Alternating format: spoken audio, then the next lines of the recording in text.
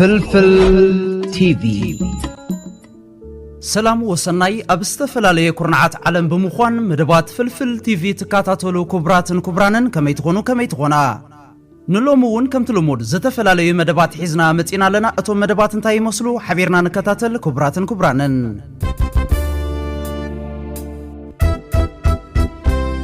ቀዲመ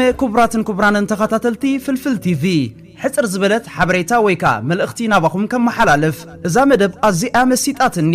ዝያዳ በቲ ካብ ግዜ ናብ ግዜ ልዑል ብቕዓትን ልዑል ጻዕርን እንዳገበረ ኣብ ስነ ጥበብ ሃገርና ብዙሕ ኣበርክቶ ዝፈር ዘሎ ደራሲ ዳይሬክተር ከምኡውን ኮሜድያን ዮናስ ምሕረተ ኣብ ማይናስ ዝተዳለወ መደብ እዩ እዛ መደብ ኣዝያ መሳጢት እያ ከም ትቕድም ኢለ ክሕብረኩም ዝጸናሕኹ ካብ ኣሰራርሓኣ ኣጸሓሕፋኣ ኣዘናትዋ ኮታስ ካብ ዮናስ ምሕረተ ኣብ ማይናስ ክትረኽቦ እትኽእል ጥበብ እዩ ከመጋጣሚ ኣብ ሓደ ግዜ ንዕለሉ ኣብ ዝነበርና ንሓደ ብጻይ ንዮናስ ምሕረተ ኣብ ማይናስ ብኸመይ ትገልጾ ኣብ ዝብል ሕቶ ምሰሓተትክዎ ሓንቲ ኣዝያ ዝመሰጠትን መልሲ ሂብኒ ነይሩ ዮናስ ምሕረተ ኣብ ማይናስ ማለት ንዓይ 4 ወይ 5 ሰባት ብምባሉ ይገሊጽለይ ብትኽክል እዛ ኣገላልጻ ወይካ እዛ መልሲ ንዮናስ ምሕረተ ኣብ ማይናስ ትገልጽ እያ ምኽንያቱ ኣብ ዓውደ ኮሜዲ ዘለዎ ብቕዓት ኣብ ህዝቢ ልዑል ተቐባልነት ዘጥረየ ዝተፈላለየ ኮሜዲታት ብምስራሕ ኣብ ልቢ ተዓዘብቲ ዝሰፈረ እዩ ከምኡውን ኣብ ዳይሬክቲን ወይካ ቪድዮ ክሊፕ ኣብ ምስራሕ ኣብ ዝሕጂ እዋን ካብ ዘለዉ ዳይሬክተራት ኣብ ውሽጢ ሃገር ይኹኑ ኣብ ደገ ካብቶም ኣብ ቅድሚት ዝስርዑ ዳይሬክተር እዩ ስለዚ ዮናስ ምሕረተ ኣብ ማይናስ 4-5 ሰባት ኢልና እንተገለጽናዮ ምግናን ኣይኮነን ንሎም እምበኣር ሒዘልኩም መጽየ ዘለኹ ሓበሬታ እዛ ኣብዚ ቪድዮ ንዕዘባ ዘለና ቅድሚ 13 መዓልቲ ዝወፀት ኣስታት 434,000 ተራእይነት ዝረኸበት ብንእስቲ ብልጽቲ ውልዶ ስነ ጥበባዊት ድምፃዊት ፌበን ሃብቶም ተዘርጊሓ ዘለያ ኣርእስታ ትምለስ ዲኻ ብጣዕሚ እታ ጣዕመ ዜማ ጥዕምቲ እያ ስለዚ ኣብ ኤሪዋን ታች ከድኩም ክትከታተልዋ ክትዕዘብዋ ላይክ ሼር ብምግባር እውን ክትተባብዕዋ ደጊማ ሓበሬታዬ እንዳመሓላለፍኩ ናብቲ ቀንዲ ዛዕባይ ክምለስ ናብዚ ስራሕ ቅድሚ ምእታውና ኣስታት 15,000 ኣብ 7 ሰዓት ዝተረኣየት ኣብ ዮናስ ምሕረተ ኣብ ማይናስ ተዘርጊሓ ዘላ ዛንታ ኣዝያ መሲጣትኒ ምዛ ቀዲመ ክገልጸልኩም ዝጸናሕኩ ደርፊ ምምስሳል ኣለዋ ትምለስ ዲኻ ከም ትቕድም ኢለ ዝሓበርኩኹም እታ ደርፊ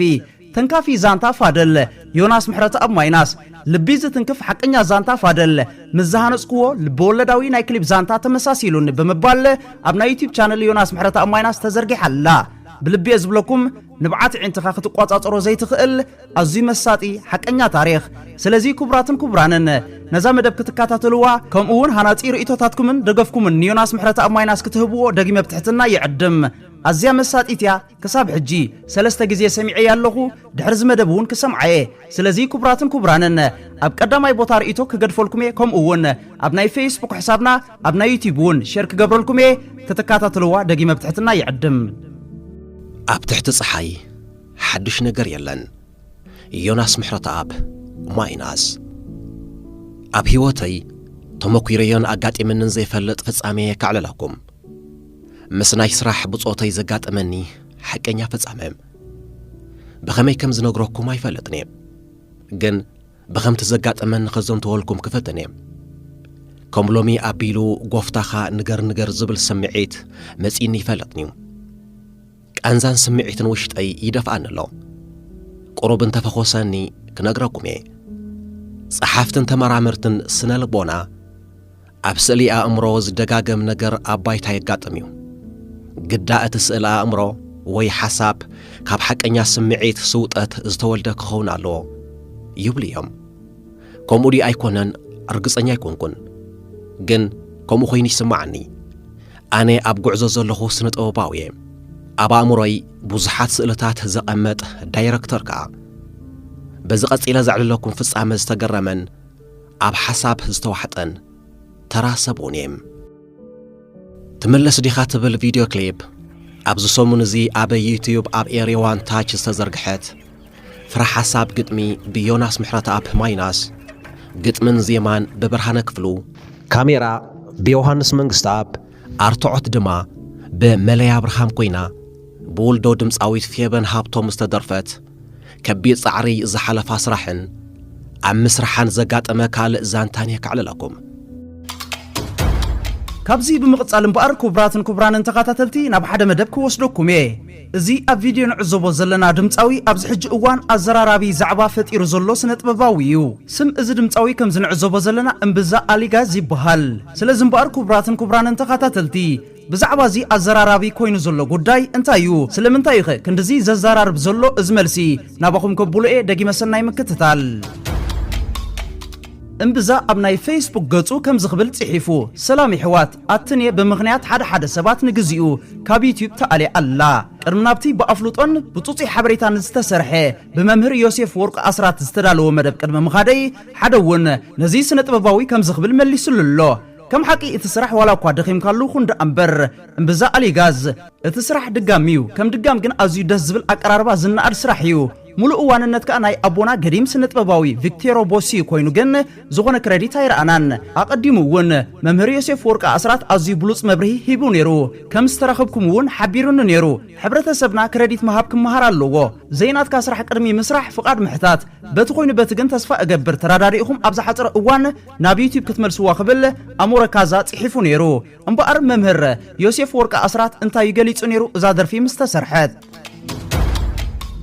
عجب سنة طبابوي انبزا أليغاز عودة سنة طباب موياي أيكونن أنا بمويا ممهرنايا تمريقا سريحا زسرح زلغون كمويا خاوتي إلكا حساب مهاب بزوح بازبلن نكو أنت زيكونه مسرتاوين أبزبلوم نجرات جيجا أبزريو لجن رؤيتوي حسابي حلف اندابلكا أب فيسبوك مصحف إفوتوي إذن ما مقصلتو قطر اللي أبز سالستي أبنهم ريكارد أبستبهاله لعلي كل تنتبي 55 مليون سبسكرايب زلو نا يوتيوب channel كاب إثيوبيا تجراي سنة طبابوي انبزا أليغاز تبهاله من إسي زقربا أتني اتبل ناي تجرينيا فريات كرئن كسمعن كإليه قدميون انبزا أب كل تفريات سلسمعخو كم حدا أبصعق من قصقاس ناي سنة طباب زلو من إسي أدناقوتي كقلصلو إدلي سنة طبابوي انبزا أليغاز يكون أبز سرح ببمو يوم ناي آليا موزيكا ألباساتكم ودما تلهيت سروحهم زنت أبارو سنة طبابويان سلتي سروحهم من تعارو من دما إنقد يكون مبر أبزاناي شبش دقيقا شوعات تخاليتن سرحقن انبزا يكون زرقحتنا إذا فريات زنت أبارو زيمو ياون إمورالاون تكبارقن كإرمي قبا درفي أتني قد من زمان من أسي سنة بباو انبزا أليغاز مخانو أبتنا يوتيوب تحستو قريبو الله إذا درف زغن كاب 0.55 جميركا كساب 1.45 زولو زيما يخون تحستو قطمي ناي نفسيهر أبونا فيكتور بوسو خوينو أبتا أنت بري كمي اتبل تحستو زقربيو بمسرت أبزي عودة سنة باب زنة إفحاد حوزة هابنا حبريتا مبوقل نايزا درف زيئة ناي نفسيهر أبونا سنة بباوي أتو برهان سجيديا نفسيهر أبونا سنة بباوي فيكتوري بهوات يلون أأمرو من نبروتو من اندات زمت السق مبالغن نحلنا نايزغونا سنة باب زستمقر إرتراوي يخون تقراواي سق زبلا يكونن ازي بهوصوص كأرمي قبا قدمي نظر إيتوهم صحافي إزي زيمازي ناي هزب زيماي زبل مخول ملسي مسمعي إذكر أفريتون أبتاز تقعوا مواعوعيت ناي زادر في أفل ما زيما انبزا ناي هزبن بمبال الله اليومنا نيروم سالسي تسئل تعذب اتفريات مزرقحو وقن قط من زيمان انبزا بزبل تكي أمو ألوو إذو كله كولل زدل أيكونن سدرابيت محتات أفلوط أمهاب ترايو زقبا نيرو ناي هزب انت زخون ون بعقم أفرينا بقى إذا نازو بصحو نفسيهر سنة بباو أبونا فيكتوريو كساب زخونه سرحو بزي أقباب متقام قنوع عيكونن أبزا سرح زي ناي موزيك أموه هادن تران ناي مقبالن أبركوتون زلكان زخبركان سنة بباوي برخت ولدو إذن دار أخاس كتبل أيقبا كان كم حدا أبزا عودين عمتات زي سرحخان مكورن كم زيوم عينتات قوقوي تقبالات أم إرام قديتا خد صوتي قبا زخبر كامن اسي انبزا حجون ماي اي حلفون قندت يماناي تحستو فرياتك اتني يكون تتقيم كالو كاب زلخا زيماتات ناي ابونان ابو تغرينيان نفسيهر سنه طباباوي فيكتور بوس سلازغونه زغبا اواغا خطبون باخبرات احتت بتوسخي كم حدا تصفى زلو من اسي سنه طباباوي بزو حفقاري سنه طباب سلازصبيكا كم زيوم عينتات نعبيتكا زي مطونو تكبارات كتنققلهم لباو مخري القسلكا ممهر يوسف ورق شودن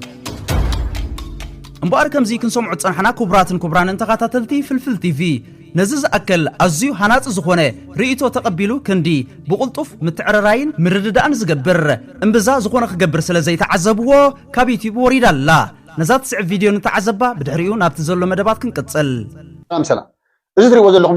دمصاوي انبزا يبا دمصاوي انبزا از قربا غزي اتني تبل درفي تعم زي ما فيتوري بوس حوشو بمسرحو قلت من زي ما كان ناتي بمبالو اذا درفي اوكي اوف كورس تعمت درفيات بوغير سريح واين فول درافاي تخونه ግን ካብ ስነ ምግባር ናይ ስነ ጥበብ ዝወፀ ደራፋይ ስለ ዝኾነ ድማ እዛ ደርፊ ካብ ዩቲዩብ ከም ትእለ ተገይራ እንታይ ዝብል ዘሎ ድምፃዊ እንብዛ እዛ ደርፊ ብገለገለ ሰባት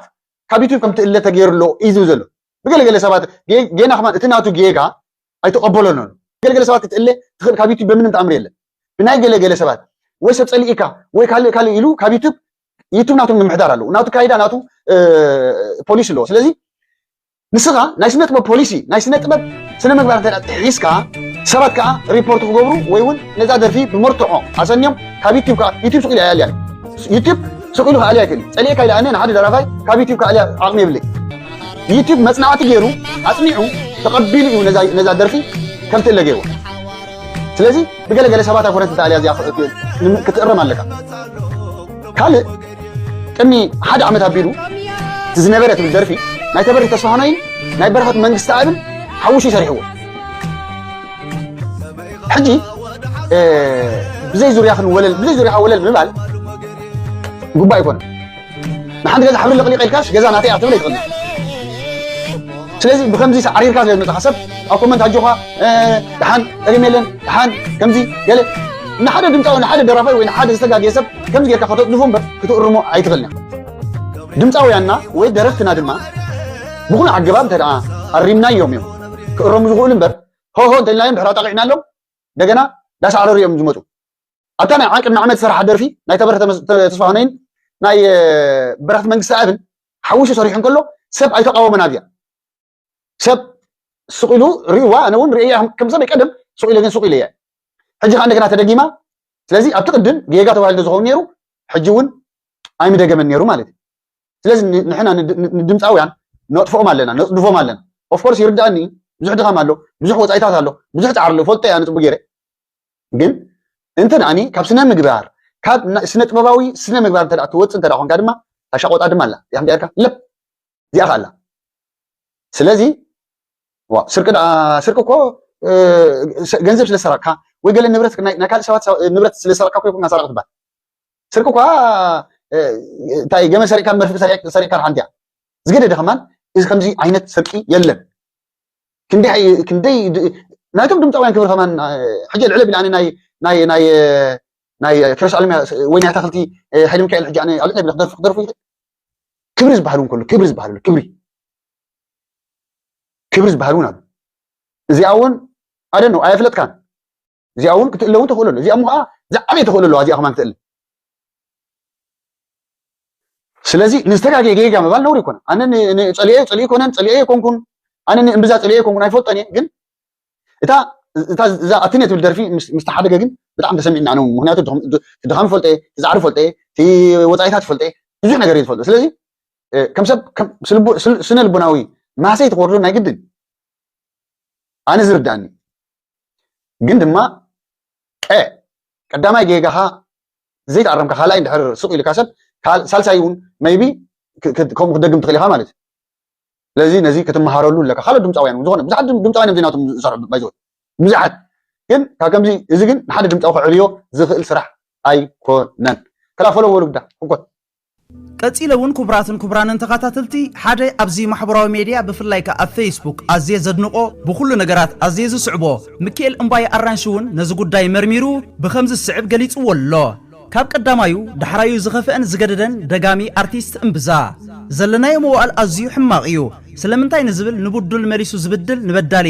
ኣጆኻ ኢሉ ዘተባብዕን ዘጀግንንን ንስርቅን ንምኽታርን ሕማቕ ተግባራት ንምስራሕ ዘተባብዕ ስለ ዝኾነ ሎሚ ዕድመ ልክዑ ተማሂሩ ተመራሚሩ ንሕብረተሰብ ዝቕይር ዘይኮነ ዝውደስ ዘሎ ኣብ ጥራይ ጎልጎል ንጥፍኣት ንዝርጋን ናይ ሕብረተሰብና ብሉፅ ክብርታት ዘበላሹ ክተባባዕ ምርኣይ ልሙድ ኮይኑ እዩ ኣብ ክንዲ ዓገብ ኣበጃኻ ዝብሉ ብዙሓት እዮም እዚ ሓደ ከቢድ ሓደጋ ናይቲ ኣብ ሶሻል ሚድያ ተሰጢሑ ዝውዕልን ናይ ኩሉ እቲ ዝብሎ ብፍጹም ሓላፍነት ዘይወስድን ኪነሚን እዩ ደጋሚ ኣርቲስት እምብዛ ተጋጊዩ ጌግኡ ሓደ ሻዕ ጥራይ ግን ኣይኮነን ጌጋታቱ ተደጋጊሙ እዩ እቲ ዝሕዝን ግን ኣብ ክንዲ ነቲ ጌጋታቱ ክፍውስ ይቕሬታ ዓድና ዝብል ነቲ ጌጋታቱ ሕጋዊ ክገብርን ንሱ በዳሊ ንሱ ከም ዝተበደለ ክሕንሕን እዩ ተራእዩ ኣይፋሉን እምብዛ እቕሬታ ብምሕታትን ምስ ዋናታት ብምርድዳእን ነቲ ከቢድ ፃዕርን ኣዝዩ ብዙሕ ወፃኢታትን ዝገበርካሉ ድጋም ስራሕ እንደገና ናብ መሳኹቲ ዩቲዩብ ንምስቃል እቲ መንገዲ ካልእ እዩ እቲ መንገዲ በመጀመርያ እቕሬታ ምሕታት እዩ ካልኣይ ንበዓል ጥበብን ንበዓል ዋናን ዝግብኦ ክብርን ኣፍልጦን መሃብ እዩ ሳልሳይ ምስቶም ዋንነቱ ናትናዩ ብምባል ከሲሶም ዘውረዶኻ ምርድዳ እዩ كينيوزي كابتي قدوم جيغاخا دحرايكا خخفئ يبلون دغام ارتيست انبزا كم زعين السرح المجمريا غزي ايكونن سرحو اقدمو ناي نفسي هير بحر برخت منغستاب ناي نفسي هير تبره تسفاهوني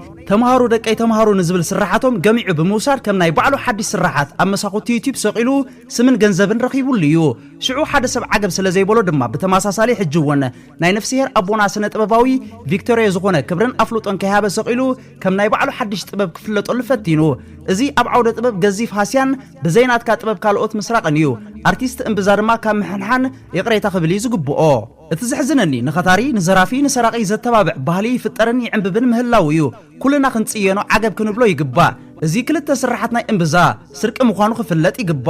ሚካኤል እምባይ አራንሺ USA ስርቂ ነውርያ አይኮነትን ዲንቂ በስርቂ አይርከብን ሕልፈት ኾን ጽድቂ ስርቂ ነውርያ አይኮነትን ዲንቂ በስርቂ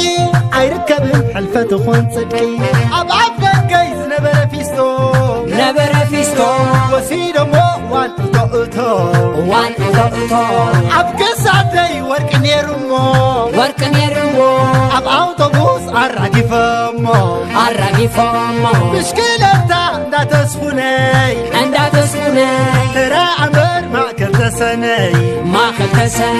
ስርቂ ነውርያ ኣይኮነትን ዲንቂ ብስርቂ ኣይርከብን ሕልፈት ኾን ጽድቂ ሽከር መጺኡ بخمرة حسام عطران ايقاز كيدن ابقى حسام عطران يرن حبزة خشيني فرقي ريون نيار الزني ياريس مكينة اندا نقستي سرقيلو ما عبدلوكيتي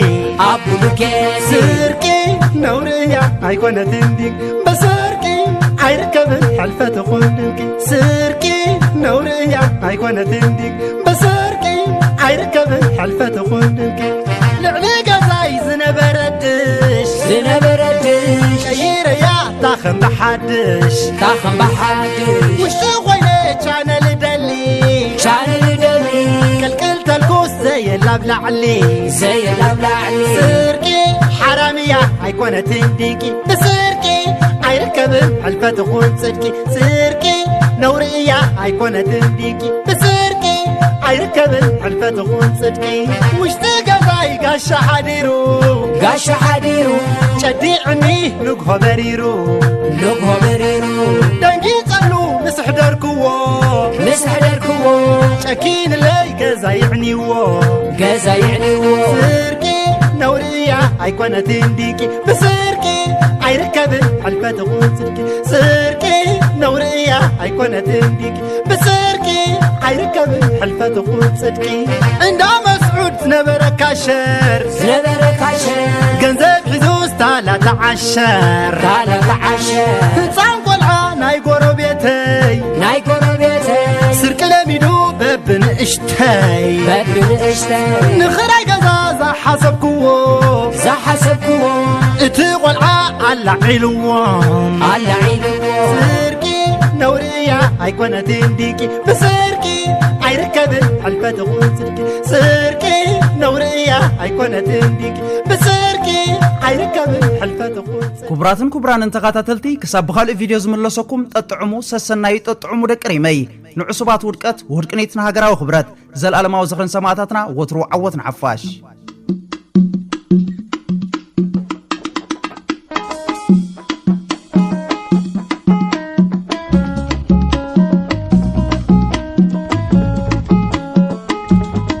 فلفل TV